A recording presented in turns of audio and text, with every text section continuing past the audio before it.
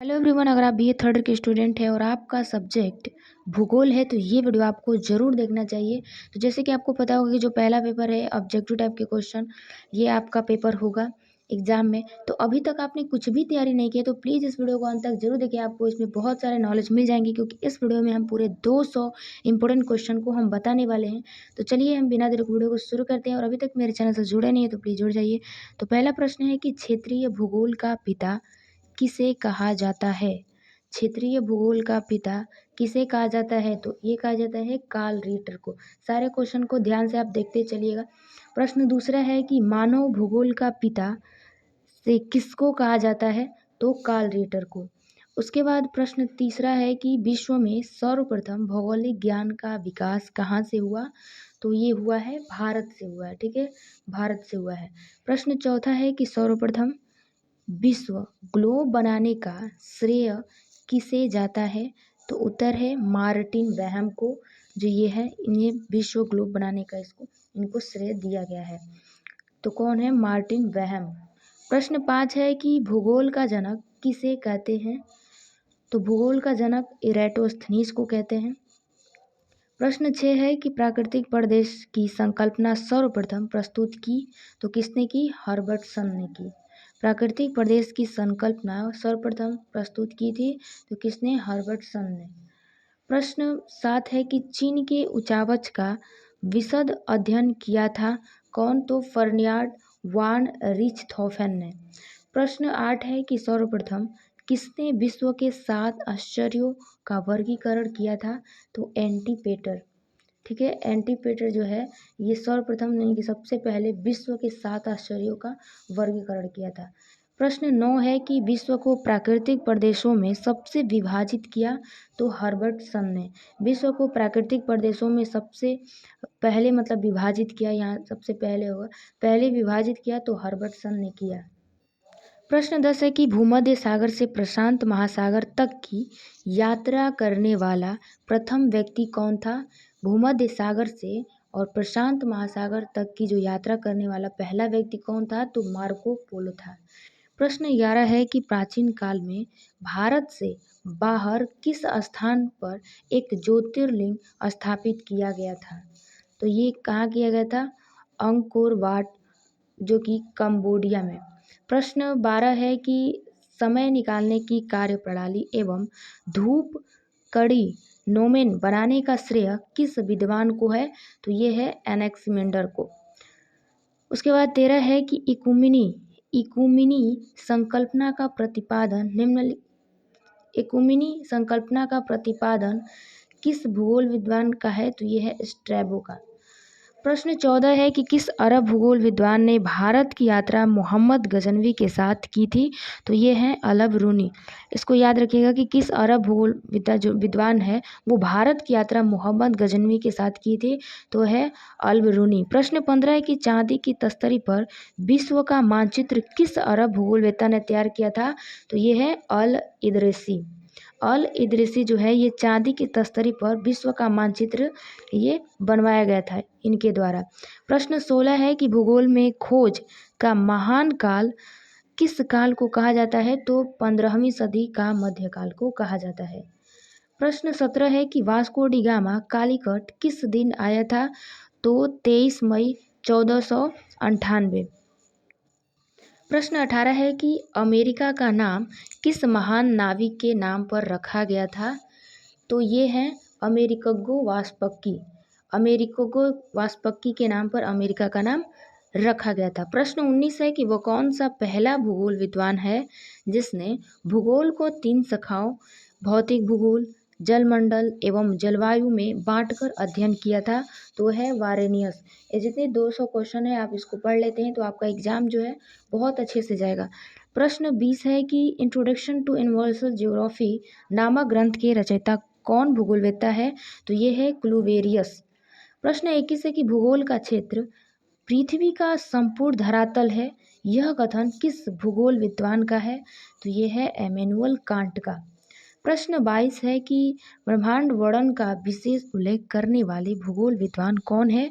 तो वो है अहमबोल्ट। अहमबोल्ट जो है ब्रह्मांड का ये वर्णन करने का इनको विशेष उल्लेख करने वाले भूगोल विद्वान माना गया है। प्रश्न 23 है कि उन प्रख्यात भूगोल विद्वानों का नाम बताइए जिनकी मृत्यु एक ही वर्ष 1859 ईस्वी में हुई थी। तो ये कौन है? अहमबोल्ट व रिएटर है। प्रश्न 24 है कि उस भूगोल विद्वान का नाम बताइए जिसने चीन की यात्रा कर वहाँ के जो भूवैज्ञानिक दशा का अध्ययन किया कि वहाँ के जो भूमि है वो वहाँ मतलब कैसी दशा है, तो उनके बारे में अध्ययन किया। तो ये कौन है? वान रिचथोफेन। प्रश्न 25 है कि परिवर्तन प्रकृति का नियम है, यह कथन किस भूगोल विद्वान का है? तो यह है ब्रून्स का। प्राकृतिक जो परिवर्तन जो है ये प्राकृति का नियम है। ये क्वेश्चन बहुत इंपॉर्टेंट क्वेश्चन है कि परिवर्तन प्रकृति का नियम है, ये आप बहुत जगह आप सुने भी होंगे। तो यह कथन जो है ये कथन है ब्रून्स का महोदय का है। प्रश्न 26 है कि विलियम मॉरिस डेविस किस संकल्पना के लिए प्रख्यात है यानी कि प्रसिद्ध है? तो वो है स्थलाकृति चक्र के। प्रश्न 27 है कि अमेरिका स्थलाकृति विज्ञान का पिता किस महान भूगोल विद्वान को माना जाता है? तो ये डेविस को। अमेरिका स्थलाकृति विज्ञान का पिता किस महान भूगोल विद्वान को माना जाता है? तो डेविस को। प्रश्न 28 है कि अमेरिका में जन्मी जर्मन में पढ़ी उस महान भौगोलिक विदुषी का नाम बताइए जो पर्यावरण की कट्टर समर्थक थी। तो है एलन चर्चिल सैंपल। प्रश्न 29 है कि भूगोल एक अलग अध्ययन शास्त्र के रूप में स्थापित करने का श्रेय किस विद्वान को है? तो वह हिकेटियस को है। प्रश्न 30 है कि स्टाम्प ने ग्रेट ब्रिटेन की भूमि उपयोग सर्वेक्षण में अनुपजाऊ भूमि के लिए किस अक्षप का उपयोग किया? तो डाब्लू का। सॉरी यहाँ पे अक्षर रहेगा, अक्षर का उपयोग किया तो वो डाब्लू का। प्रश्न 31 पे आते हैं कि किसने राष्ट्रीय एटलस जो एटलस होता है संस्थान को स्थापित किया? तो ये है SP दासगुप्ता। किसने राष्ट्रीय एटलस संस्थान को स्थापित किया? तो किसने? SP दासगुप्त। प्रश्न 32 पे आते हैं कि इलियड और ओडिसी नामक दो महाकाव्यों की रचना किस यूनानी भूगोलवेत्ता ने की थी? तो ये होमर ने की है। प्रश्न 33 है कि नोमेन नामक यंत्र का आविष्कार किस भूगोलवेत्ता ने किया? तो एनेक्जिमेंडर ने किया। नोमेन नामक यंत्र जो है उसका आविष्कार एनेक्जिमेंडर ने किया हुआ है। उसके बाद 34 पाते हैं कि किस भूगोलवेत्ता ने अफ्रीका और एशिया महाद्वीपों को लाल सागर द्वारा विभाजित बताया था? तो किसने? हेरोडोटस ने बताया है। प्रश्न 35 पे आते हैं कि किसने सर्वप्रथम यानी कि सबसे पहले पृथ्वी के वर्णन के लिए जियोग्राफी शब्द का प्रयोग किया? तो ये है इरेटोस्थनीज। प्रश्न 36 है कि किस भूगोलवेत्ता ने सूर्य की उत्तरायण और दक्षिणायन स्थिति का आकलन करके सूर्य के क्रांति वृत्त तल की तिर्यकता की माप की? तो ये है थियोफ्रास्टस। प्रश्न 37 है कि किस भूगोलवेत्ता ने वृत्त को 360 में विभक्त किया? तो ये है हिपाकर्स। फ्रेंड्स हम जितने भी क्वेश्चन इसमें बता रहे हैं ये काफ़ी एग्जाम की दृष्टि से मोस्ट इम्पोर्टेंट क्वेश्चन है, तो आप इन सबको ध्यान से देखते चलिए और प्लीज़ लास्ट तक आप इस वीडियो को ज़रूर देखिएगा। प्रश्न 38 है कि a book of routes and rails नामक पुस्तक की रचना किस भूगोलवेत्ता ने की है? तो इबन हाकल ने। प्रश्न 39 है कि किस भूगोलवेत्ता को अरब भूगोल का पिता कहा जाता है? तो इबन सीमा को। प्रश्न 40 है कि किस भूगोलवेत्ता ने औषधियों के निर्माण से संबंधित औषध की विज्ञान का मतलब औषध जो विज्ञान पर पुस्तक लिखी थी? तो ये है अल-रूनी।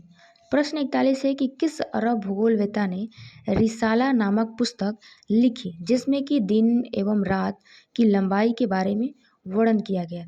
तो ये लिखे हैं अल-रूनी। प्रश्न 42 है कि किस अरब भूगोलवेत्ता को अरब जगत का मार्को पोलो कहा जाता है? तो इबन बतूता। Ibn Battuta. प्रश्न 43 है कि इबन बतूता किस भारतीय शासक के काल में भारत आया था? तो मोहम्मद बिन तुगलक के शासन में। प्रश्न 41 है कि किस विद्वान ने कहा था कि पृथ्वी के ऊपर आकाश में सूर्य एक चपाकार पथ पर पूर्व से पश्चिम की ओर यात्रा करता है? तो ये किसने कहा? हेरोडोटस ने कहा है।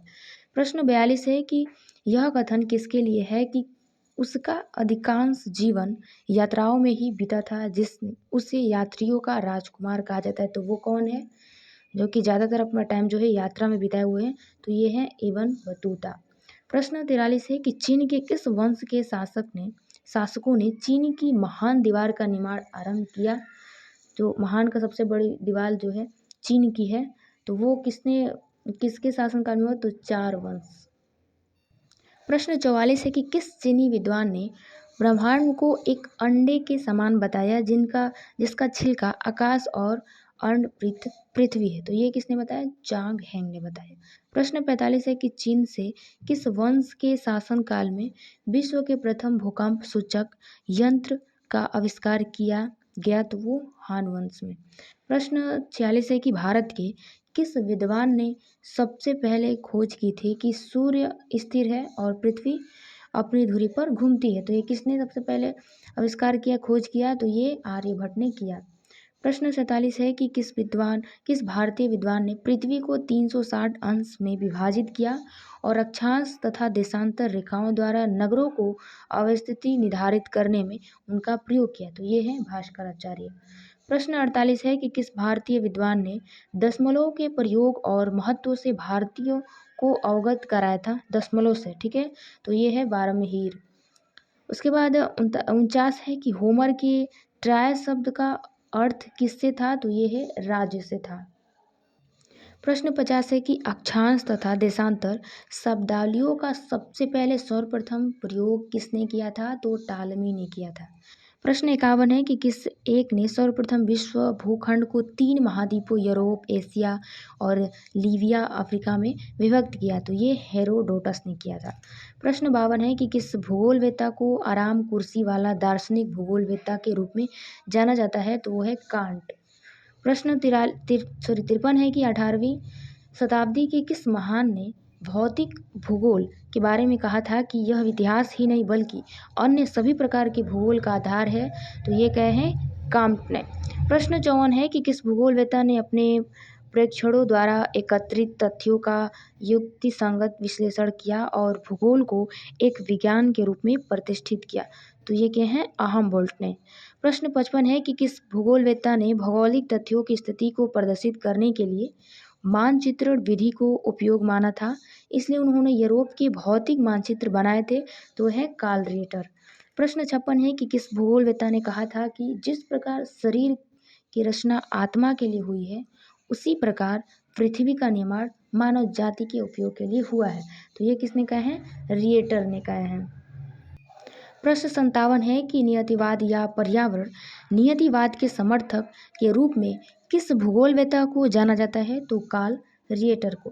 प्रश्न 58 है कि किस विद्वान ने कहा था कि प्रादेशिक और क्रमबद्ध भूगोल एक ही सिक्के के दो पहलू हैं? तो ये कहे हैं कार्ल रिएटर। प्रश्न 59 है कि पनामा जल डमरू मध्य के आर पार नहर खोदने का विचार रखा गया था? तो किनके द्वारा रखा गया था? टालमी द्वारा। प्रश्न 60 है कि किस भूगोलवेत्ताओं ने संपूर्ण भूदृश्य को वर्गों में व्यक्त किया? तो हार्टसोन ने। प्रश्न 61 है कि द ऑरिजिन ऑफ स्पीसीज किस विद्वान की कृति है? तो डार्विन का है। प्रश्न 62 है कि किस भूगोलवेत्ता ने स्पष्ट किया कि लैंडस्केप भूदृश्य जर्मन शब्दावली लैंडसॉफ्ट का वास्तविक पर्याय नहीं है? तो वो है सेफर। प्रश्न 63 है कि किस विद्वान का यह वक्तव्य है कि भौतिक जगत दृश्य जगत का निर्माण पदार्थ और शक्ति के सम्मेलन से हुआ है? तो स्पेंसर। प्रश्न 64 है कि शास्त्रीय खगोल विज्ञान पर आल्मगेस्ट का नामक जो है प्रसिद्ध पुस्तक किसने लिखी है? तो ये टालेमी ने। प्रश्न 65 है कि किस भूगोलवेत्ता ने महासागर के जल के रंग और इनकी लवणता का सहसंबंध बताया? तो ये अल मसूदी ने। उसके बाद 66 पे आते हैं कि कॉस्मोग्राफी शब्द का प्रतिपादित और उसे यूरेनोग्राफी और जियोग्राफी में विभाजित किया? तो किसने किया? ये बहुत इंपॉर्टेंट क्वेश्चन है, तो अहमबोल्ट के द्वारा हुआ। प्रश्न 67 है कि सभी भूगोलीय प्रगति का मुख्य विचार पार्थिव एकता का है, इस कथन का श्रेय किसे दिया जाता है? तो फ्रेडरिक रेटजल को दिया जाता है। प्रश्न 68 पे आते हैं कि मीटिओरोलॉजिका नामक पुस्तक किसने लिखी है? तो अरस्तू ने लिखी है। प्रश्न 69 है कि किसने यह वकालत की थी कि इतिहास को भौगोलिक दृष्टि से देखा जाना चाहिए और भूगोल को इतिहास की दृष्टि से देखना चाहिए? तो ये किसका कथन है? तो हेरोडोटस का है। प्रश्न 70 है कि गणितीय भूगोल के संस्थापक किन्हें माना जाता है? तो थेल्स और एनेक्समेंडर को माना जाता है। प्रश्न 71 पे आते हैं कि भूगोल के जनक जो कि इरेटोस्थनीज है। तो ये किस स्कूल से संबंधित है? तो ग्रीक स्कूल से संबंधित है। प्रश्न 72 है कि दार्शनिकों में से किसने अनेकता में एकता के सिद्धांत का प्रतिपादन किया? तो वो है कार्ल रिटर। प्रश्न 73 है कि कासमास के लेखक कौन थे? तो अहम बोल्ट।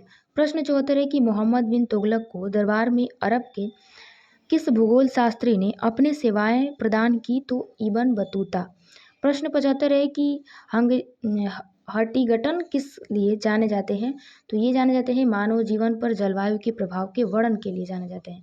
प्रश्न 76 है कि किसने रुको और जाओ नियतवाद की संकल्पना को प्रस्तुत किया? तो ग्रिफ्थ टेलर ने। प्रश्न 77 है कि सन्नगर की संकल्पना को प्रतिपादित किया था? तो किसने? पैड्रिक गेडिश ने की था। प्रश्न 78 है कि प्रधान नगर की संकल्पना का प्रतिपादन किसने किया था? तो मार्क जेफरसन ने किया। 79 है कि the geography of life and death के लेखक कौन है? तो एल डी स्टाम्प है। प्रश्न 80 है कि द कल्चर ऑफ सिटीज के लेखक हैं? तो है लेविस ममफोर्ड। क्वेश्चन 81 है कि अर्णकुंडे नामक पुस्तक कौन लिखा था? तो कार्ल रिटर ने लिखा था अर्णकुंडे। प्रश्न 82 है कि हेकेटियस ने किस पुस्तक को लिखा था? तो पीरियोड्स का। प्रश्न 83 है कि मुकदमा पुस्तक के लेखक थे? तो इबेने खालदून है। प्रश्न 84 है कि मानव भूगोल के अतिरिक्त रेड जेल ने महत्वपूर्ण योगदान दिया? तो किसमें दिया? राजनीतिक भूगोल में दिया। प्रश्न 85 है कि सन 1950 के दशक में भूगोल में किस पक्ष पर सबसे अधिक बल दिया गया? तो मात्रात्मक विधियों तथा मॉडलों के प्रयोग पर। प्रश्न 86 है कि अक्षांश तथा देशांतर शब्दावलियों का सर्वप्रथम प्रयोग किसने किया था? तो टालमी ने किया था। प्रश्न 87 है कि इधर ग्राफ का सर्वप्रथम निर्माण किसने किया था? तो ग्रिफ्थ टेलर ने। प्रश्न 88 है कि नक्षत्रों के वैध के लिए एस्ट्रेलोब जो है नामक चक्रयंत्र का निर्माण सर्वप्रथम किसने किया था? नक्षत्रों के वैध के लिए एस्ट्रोलैब नामक जो है चक्रयंत्र, इनका निर्माण किसने किया था? तो हिप्पार्कस। चक्रयंत्र का हिप्पार्कस ने किया था। प्रश्न 79 है कि किस विद्वान ने सर्वप्रथम बताया था कि अफ्रीका महाद्वीप लाल सागर द्वारा एशिया महाद्वीप से अलग है? तो ये किसने कहा? हेरोडोटस ने। प्रश्न 90 है कि location analysis in human geography नामक पुस्तक के लेखक कौन है? तो पीटर हैगेट है। प्रश्न 91 है कि किस प्राचीन भारतीय विद्वान ने सर्वप्रथम खोज किया था कि पृथ्वी जो है वो अपनी धुरी पर घूमती है? तो ये आर्यभट्ट। ये 2 बार क्वेश्चन आ गया। प्रश्न 92 है कि द वेस्ट यूरोपियन सिटी नामक पुस्तक के लेखक कौन है? तो आर ई डिकेंस है। प्रश्न 93 है कि संयुक्त राज्य अमेरिका में सर्वप्रथम 1903 में शिकागो विश्वविद्यालय में स्वतंत्र भूगोल विभाग की स्थापना हुई थी और इसके संस्थापक जो है अध्यक्ष थे? तो कौन थे? आर डी सैलिसबरी थे। प्रश्न 94 है कि भारत में सर्वप्रथम किस विश्वविद्यालय में भूगोल के स्नातकोत्तर विभाग की स्थापना हुई थी? तो अलीगढ़ मुस्लिम विश्वविद्यालय में हुई थी, जो कि सबसे पहले भारत में विश्वविद्यालय जो कि स्नातकोत्तर विभाग की स्थापना हुई अलीगढ़ में। प्रश्न 95 है कि पौराणिक युग में ज्ञात विश्व कितने द्वीपों में विभाजित था? तो 7 में। प्रश्न 96 है कि किस विद्वान ने ग्रहण के प्रभाव का माह के अनुसार अध्ययन किया? तो वो है वरामिहिर। प्रश्न 97 है कि अक्षांश और देशांतरों का संदर्भ किस में मिलता है? तो पुराणों में मिलता है अक्षांश और देशांतरों का संदर्भ। उसके बाद आते हैं हम 98 पे कि किस विद्वान ने पृथ्वी के चारों और जो वायुमंडल की मोटाई है 12 योजना 154 किलोमीटर मानी जाती थी, जिसमें कि पवन, मेघ, तड़ित, वर्षा, कोहरा और पाला होता है। तो ये उत्तर है भास्कराचार्य। प्रश्न 99 है कि आर्यों ने स्थल और जल के वितरण पर भी विचार किया था और क्या उल्लेखित किया था कि तो ये उल्लेखित किया था कि उत्तरी गोलार्ध में स्थलीय भाग अधिक है। ठीक है, आर्यों ने स्थल और जल के वितरण पर विचार किया था। तो क्या? तो उत्तरी गोलार्ध में स्थलीय जो भाग है वो अधिक है। उसके बाद 100 क्वेश्चन है कि किस वेद के तीसरे अध्याय में पृथ्वी को अपने जनक एवं पालक सूर्य के चारों ओर चक्कर लगाते हुए एवं अपनी आकांक्षा के अनुसार गतिशील रहती हुई बताया गया? तो ये यजुर्वेद में। तो फाइनली 100 क्वेश्चन पूरे हो गए। अब हम चलते हैं 101 क्वेश्चन पे।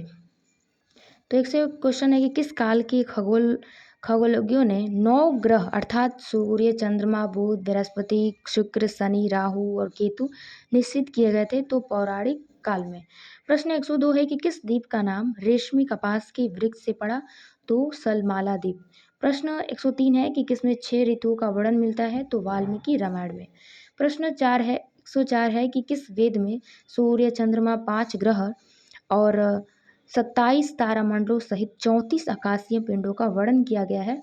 तो ऋग्वेद में। सारे क्वेश्चन को ध्यान से देखते चलिएगा। प्रश्न 105 है कि किस विद्वान ने इस परिकल्पना का पोषण किया कि नील की मिट्टी भूमध्य सागर में जमाव के कारण ही डेल्टा का निर्माण हुआ है? तो ये किसका कथन है? तो हेरोडोटस का है। प्रश्न 106 है कि हेरोडोटस के काल में प्रशासन और राजस्व के एकत्रीकरण की दृष्टि से पर्शियन साम्राज्य कितने सतरापिस प्रांतों में विभाजित था? तो 20।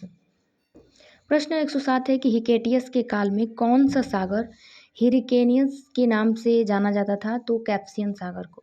प्रश्न 108 है कि एशिया के भूभाग, जनजाति, वनस्पति और जीव जंतुओं के संबंध में यूनानियों के तत्कालीन ज्ञान में अपार वृद्धि किसके द्वारा हुई? तो सिकंदर महान। प्रश्न 109 है कि कौन विश्व भूखंड को 3 महाद्वीपों यूरोप, एशिया और लीबिया में विभाजित करने वाला प्रथम विद्वान था? तो हेरोडोटस। प्रश्न 110 है कि हिकेटियस ने विश्व को किन 2 समान भागों में विभाजित किया? तो यूरोप और लीबिया में। प्रश्न 111 है कि किस विद्वान ने आल्पस के बारे में लिखा है कि यह एक महान चाप के रूप में विस्तृत है, फैला हुआ है और इसका नतोर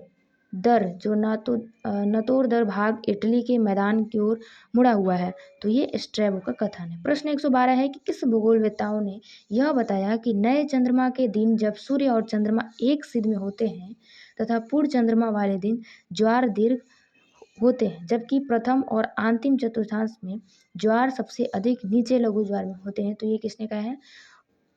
पोसिडोनियस ने ये का कथन है। प्रश्न 103 है कि स्ट्रैबो ने पृथ्वी को कितने कटिबंधों में विभाजित किया? तो 5। प्रश्न 114 है कि किस भूगोलवेत्ताओं ने भूगोल पढ़ने के लिए भी यात्रा को महत्वपूर्ण माना? किस भूगोलवेत्ता ने भूगोल पढ़ने के लिए भी यात्रा को महत्वपूर्ण माना? तो स्ट्रैबो ने। प्रश्न 115 है कि स्ट्रैबो की 6 पुस्तकों 11 से 16 तक में क्या है? तो एशिया का भौगोलिक वर्णन किया गया है। जो स्ट्रैबो की जो पुस्तक है 6 पुस्तकों 11 से 16 तक में, उसमें एशिया का भौगोलिक वर्णन किया गया है। प्रश्न 116 है कि किस शताब्दी में एथेंस वासियों ने एक मीनार का निर्माण करवाया था जिसमें कि हवाओं की उत्तर दिशाओं और वास्तुशिल्प द्वारा उनमें से प्रत्येक से संबंधित मौसम को प्रदर्शित किया गया था? तो ईसा पूर्वी 2री शताब्दी में। प्रश्न 117 है कि मानसून की सामयिक प्रकृति का सर्वप्रथम विचार जो है अरबों ने दिया था। प्रश्न 118 है कि अरब काल में याजूज माजूज निम्न में से किस प्रदेश का नाम है? तो ये है साइबेरिया। प्रश्न 119 है कि कौन ऐसा अंतिम महत्वपूर्ण भूगोलवेत्ता और इतिहासकार था जिसने भूगोल के मूल्य को इतिहास और प्रतिरक्षा के संदर्भ में पहचाना? तो ये है पोम्पोनियस मेला। प्रश्न 120 है कि किस अरब भूगोलवेत्ता ने पर्वतीय भागों में अनाच्छादन का सूक्ष्म प्रेक्षण किया और यह निष्कर्ष निकाला कि पर्वतीय नदियां ढाल को घिसती रहती हैं? तो ये कथन जो है इब्न सीना का है। प्रश्न 121 है कि अंध युग का काल जो है टीओ मानचित्रों का युग था। प्रश्न 122 है कि किसवार किसे कहते हैं? तो 7 साम्राज्यों के समूह को किसवार के नाम से जाना जाता है। प्रश्न 123 पे आते हैं कि अंध युग के दौरान जो है पृथ्वी को एक चपटी तसरी के रूप में माना जाने लगा जिसके मध्य में जेरूसलम स्थित था। प्रश्न 124 है कि टीओ मानचित्र में बसे हुए विश्व को सागर से घिरे एक मंडलाकार से दिखाया जाता था। उसके बाद प्रश्न 125 है कि सन 1030 में प्रसिद्ध पुस्तक भारत का भूगोल किताब अल हिंद किसके द्वारा लिखी गई? तो ये अल रूनी के द्वारा लिखी गई। प्रश्न 126 पे आते हैं कि सन 1614 ईस्वी में किस वैज्ञानिक ने यह सिद्ध किया था कि ग्रहों का संचालन गोलाकार न होकर मंडलाकार होता है? तो ये केपलर का कथन है।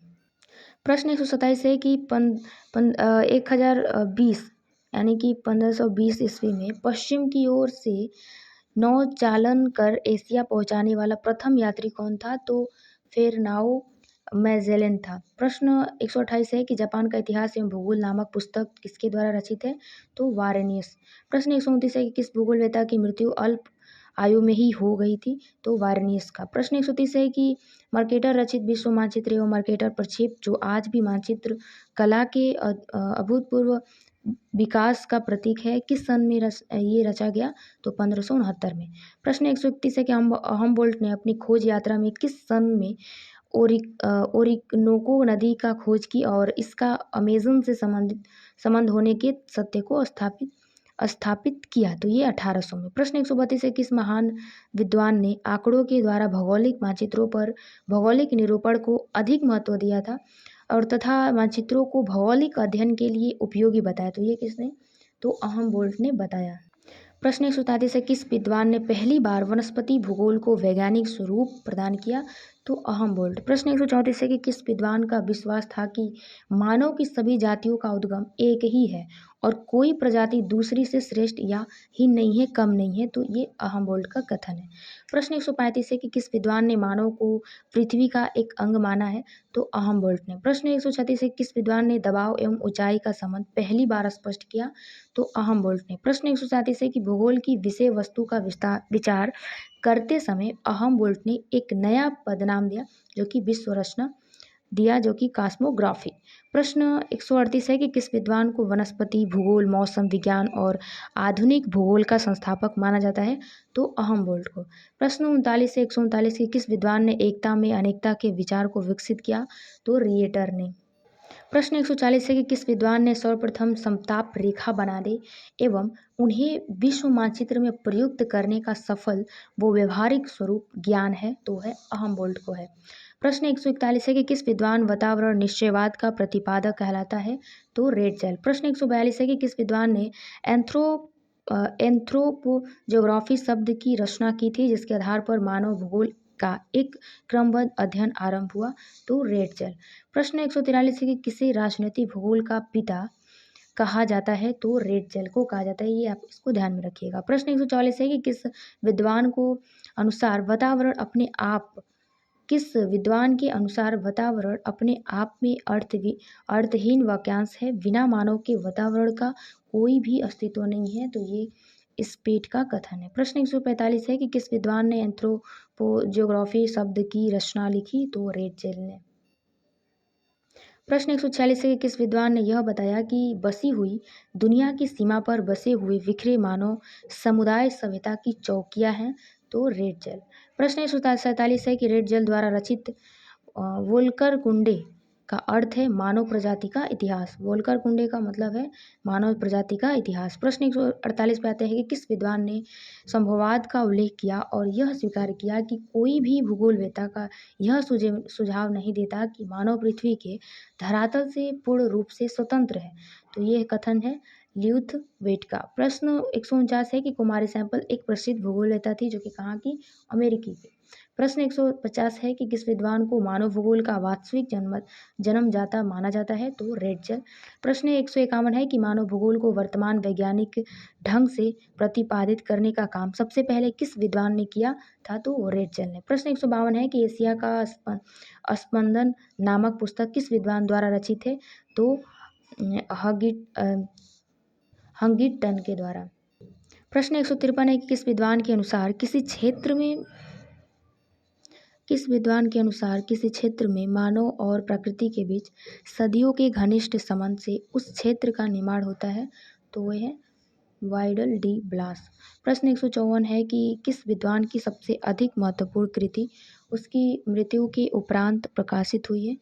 तो वाइडल डी ब्लास ला ब्लास। प्रश्न 155 है कि किस विद्वान ने भूगोल को प्राकृतिक तथा मानव विज्ञान दोनों में ही स्थान देने के लिए 6 सिद्धांतों का प्रतिपादन किया था, जिसमें से एक था भूगोल का संबंध पृथ्वी तल पर होने वाले सभी दृश्यों से होता है? तो वाइडल डी लाब्लास। प्रश्न 156 है कि किस विद्वान को नौ निश्चयवाद का समर्थक माना गया है? तो हंगिटन को। प्रश्न 157 है कि ज्योग्राफी यूनिवर्सल नामक पुस्तक विद्वानों में किसकी रचना है? तो वाइडल डी लाब्लास। प्रश्न 158 है कि कौन प्रथम भूगोलवेत्ता था जिसने अवस्थिति सिद्धांत में अपना योगदान दिया, तो ये हैं क्रिस टायलर। प्रश्न 159 है कि भूगोल में अवस्थिति सिद्धांत को अर्थशास्त्र से लिया गया है। जो भूगोल में अवस्थिति सिद्धांत जो है वो अर्थशास्त्र से लिया गया है। प्रश्न 160 है कि 1998 ईस्वी में किस विद्वान ने अपने शिष्यों को परिमाणन पर ध्यान केंद्रित करने के लिए प्रोत्साहन किया, तो ये है E.A. एकरमैन। प्रश्न 161 है कि पोर्टियस द्वारा पर्यावरण का वर्गीकरण कितने भागों में किया गया, तो 3 भागों में। प्रश्न 162 है कि किस विद्वान ने 1947 ईस्वी में मानव प्रकृति अन्योन क्रिया की व्याख्या के लिए आचरण पद्धति पर बल दिया, तो राइट। प्रश्न 163 है कि कौन सोनफेल्ड द्वारा अध्ययन किए गए 4 स्तरीय पर्यावरण का स्तर नहीं है, तो है असाधारण पर्यावरण। प्रश्न 164 है कि कौन सी पद्धति मानव और भौतिक पर्यावरण के बीच वैज्ञानिक संबंध स्थापित करने में सहायता करती है, तो ये है आचरण। प्रश्न 165 है कि भूगोल में मानववाद का पुनर्जीवन 1970 ईस्वी के दशक से आरंभ हुआ। प्रश्न 166 है कि स्थान भूदृश्य किस भूगोल की मूल संकल्पना है, तो मानववादी का है। 167 है कि मानववादी भूगोल नामक पद सर्वप्रथम किसके द्वारा प्रयोग किया गया, तो तुआन के द्वारा। 168 क्वेश्चन है कि मानववादी भूगोल के प्रतिपादकों ने भूगोलवेत्ताओं के समान हित के कितने विषयों की खोज की, तो 5। प्रश्न 169 है कि मानव भूगोल में पार्थिव एकता के सिद्धांत को सर्वप्रथम निरूपित किया था ब्लास ने। प्रश्न 170 है कि किसने संसार के जनसंख्या संसाधन प्रदेशों के निर्धारण का सर्वप्रथम प्रयास किया था, तो ए.ई. जकरमैन ने। प्रश्न 171 है कि किस कालावधि को भूगोल में पुनर्जागरण काल कहा जाता है, तो 1250 ईस्वी से लेकर 1750 ईस्वी को। प्रश्न 172 है कि कौन ज्योग्राफिया जेनरलिस नामक पुस्तक के रचयिता हैं, तो वो है बर्नहार्ड वारेनियस। प्रश्न 173 है कि भूगोल का अंधकार युग माना जाता है 200 ईस्वी से 700 ईस्वी तक। प्रश्न 174 है कि मेट्रोलॉजिका पुस्तक के लेखक कौन है, तो है अरस्तु। प्रश्न 175 है कि पेरी प्लस पुस्तक के लेखक है, वो है अजात है। प्रश्न 176 है कि कौन इरेटोस्थनीज की मृत्यु के उपरांत अलेक्जेंड्रिया पुस्तकालय का अध्यक्ष नियुक्त हुआ, तो है हिपाकर्स। प्रश्न 177 है कि किस पहली बार आर्थ्रोग्राफिक तथा स्टेरियोग्राफिक प्रक्षेप विकसित करने का श्रेय जाता है, तो हिपाकर्स को। प्रश्न 178 है कि किस अरब भूगोलवेत्ता ने भू आकृति विज्ञान के विकास में सबसे ज़्यादा योगदान दिया, तो वे हैं अल-बिरूनी। प्रश्न 179 है कि किसने पहली बार हरक्यूलियस के विस्पिलर से के लेकर भारत के दूरस्थ भागों तक एक देशांतर रेखा खींची है, तो ये है एरेटोस्थनीज। प्रश्न 180 है कि प्राचीन काल के यूनानवासियों की जानकारी के अनुसार विश्व का पहला मानचित्र निर्माता है एनाक्सिमेंडर। प्रश्न 181 है कि ब्रिटेन में भूमि के उपयोग एवं दुरुपयोग पुस्तक के लेखक कौन है, तो स्टाम्प। प्रश्न 182 है कि असमानता, प्रजातिवाद, लिंगभेद, अपराध आदि किस विचारधारा के मुख्य मुद्दे हैं, तो उग्र सुधारवाद के। प्रश्न 183 है कि टालेमी का भूगोल में मुख्य योगदान किया था, तो वो है गणितीय भूगोल में। प्रश्न 182 है कि भूगोल पृथ्वी का क्षेत्रीय विज्ञान है, यह किस भूगोलवेत्ता का कथन है, तो हैटनर का है। प्रश्न 183 है कि अर्धकुंडे का अर्थ है पृथ्वी का विज्ञान। प्रश्न 184 है कि किस अरबी विद्वान को मोहम्मद बिन तुगलक ने चीन में अपना राजदूत बनाकर भेजा था, तो इब्न बतूता को। प्रश्न 185 है कि रुको और जाओ संकल्पना का संबंध किससे है, तो नव निश्चयवाद से है। प्रश्न 186 है कि मनुष्य अपने प्रकृति का स्वयं निर्माता है, यह विचार समाहित है ये जो विचार है ये है आस्तिकवाद में है। प्रश्न 187 है कि किस भूगोलवेत्ता को आर्म चेयर भूगोलवेत्ता कहा जाता है, तो इमैनुअल कांट को। प्रश्न 188 है कि किस विद्वान ने सबसे पहले पनामा नहर बनाने का सुझाव दिया, तो अहमबोल्ट है। प्रश्न 189 है कि किसमें सबसे पहले 850 तारों को सूचीबद्ध करने का श्रेय प्राप्त है, तो हिपाकर्स को है। प्रश्न 190 है कि सर्वी विद्वान ने विश्व को 14 जलवायु विभागों में विभक्त किया, तो अल मसूदी ने। प्रश्न 191 है कि भूगोल स्वयं मानव विश्व का दर्शन है, उपरोक्त कथन किस श्रेय दिया जाता है, तो कैमिले वैलो को है। प्रश्न 92 है कि द ज्योग्राफी ऑफ पुरानास पुस्तक के लेखक थे एस एम अली। प्रश्न 193 है कि कौन यात्री उत्तरमासी अंतरिक्ष से नहीं गुजरता था, तो कोलंबस। प्रश्न 194 है कि पनामा जल मध्य के आर पार नहर खोदने का विचार जो है अहमबर्ट द्वारा था। प्रश्न 195 व्यवहारिक संवाद का सिद्धांत किसके संबंधित, तो ग्रिफ्थ टेलर का है। प्रश्न 96 है कि इजिप्ट नाइल का दिया हुआ उपहार है, यह वक्तव्य किसका है, हेरोडोटस। प्रश्न 97 है कि राष्ट्रीय राजधानी क्षेत्र एनसीआर में सबसे ज़्यादा क्षेत्र किस राज्य के अंतर्गत आता है, तो हरियाणा के। प्रश्न 198 है कि भारत में नियोजन की नीति तय की जाती है, तो राष्ट्रीय विकास परिषद द्वारा। प्रश्न 199 है कि भारत की दामोदर नदी घाटी परियोजना किस परियोजना को देखकर शुरू की गई, तो टेनिसी घाटी। प्रश्न 200 है कि कृषि नियोजन हेतु भारत को कृषि पारिस्थितिकी प्रदेशों में विभाजन किया गया, तो 20। तो वीडियो काफ़ी लंबा हो गया है, तो चलिए मिलते हैं नेक्स्ट वीडियो में, तब तक के लिए जय हिंद।